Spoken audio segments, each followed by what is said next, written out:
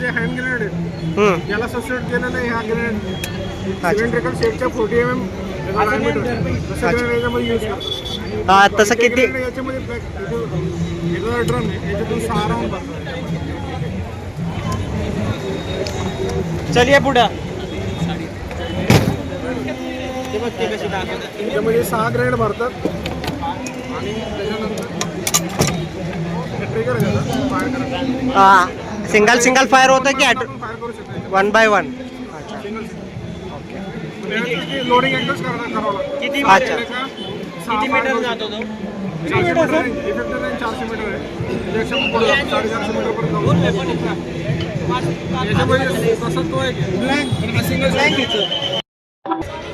Bullets कशामध्ये use केलं? हे ॲक्च्युली मटेरियल होतं म्हणजे एअरक्राफ्ट वगैरे उडवण्यासाठी हे यूज करतात। 12.7 mm चे बुलेट्स आहेत। हेलिकॉप्टर करून पण तयार करू शकतात, काही टँक वगैरे तयार याचा रेंज काय असेल? 400 to 800 मीटर्स। अच्छा, हे रॉकेटची रेंज 7 to 10 किलोमीटर्स रेंजमध्ये आणि हे टँक ॲम्युनिशनचं आहे। अच्छा। हे 2.5 to 4.5 किलोमीटर्स रेंजमध्ये आपण टँकला उडवू शकतो। हे हे अर्जुन टँकमध्ये आपण यूज केलेलं समोरचे एनिमीची टँकला फाडून आतमध्ये घुसतं। जेव्हा आपण ह्याला हे करतो तर ते फाडून आतमध्ये घुसून टँकला एक्सप्लोड करतात।